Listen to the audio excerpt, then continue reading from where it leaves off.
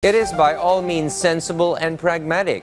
First, lengthening the terms of service of grassroots leadership allows for officials more time to complete their programs and projects and make a case for re-election.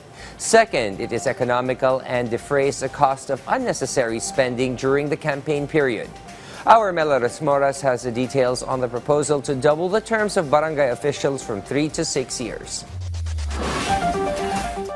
From the current 3 years, the term of office of barangay and sangguniang kabataan officials in the country could be doubled to 6 years. This if House Bill number 10747, filed by the leaders of the House of Representatives, headed by House Speaker Martin Romualdez, is enacted. During the National Congress 2024 of the Liga ng mga Barangay sa Pilipinas in Pasay City earlier today, Speaker Romualdez announced this proposal in front of the thousands of participating barangay chairmen from different parts of the country.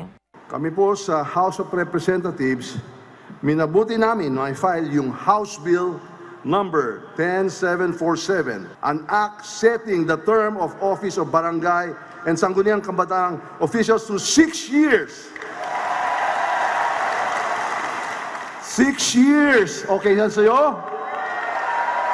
Kaya lang nga pumunta ako rito kasi kasama ko ang mga kasama natin sa Kongreso. The House Speaker explained barangay officials play a crucial role in society and they are confident that if the term extension is fully enacted into law, it will greatly contribute to the further development of our communities across the country. Apart from the term extension proposal, the House leadership is also pushing for the granting of social security benefits to barangay officials.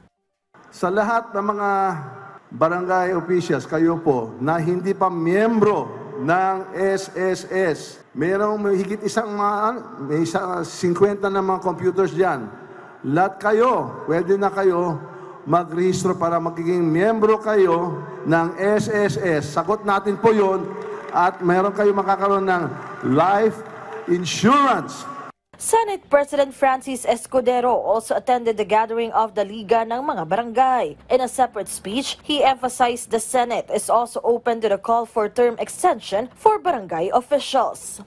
Nakikinig at naririnig kayo ng inyong Senado. Pag nakuha namin ng petisyon, agad naming didinggin ito sa ilalim ng komite ni Senator J.V. Ejercito. Sa pagkakaalam ko, may inihay na pong panukalang batas din si Senator Amy Marcos, partikular tungkol dito. For their part, the barangay chairman felt very pleased with the support shown by both houses of Congress. Their chair, however, has a reminder for her fellow public servants. Sana po, kapag ito po na-extend, sana po ang sasabihin ng inyong mga constituents, ang inyong mga kabarangayan, hindi po sana, naku po, na-extend si Kap, naku po, na-extend si Kagawad, magtitiis na naman ako ng ilang taon. Sana hindi po yan ang sagot nila. Sana ang sagot po nila, buti na lang na-extend si Kap. Buti na lang na-extend si Kagawad kasi napakagaling po niya. Melores Moras from the National TV Network for a New and Better Philippines.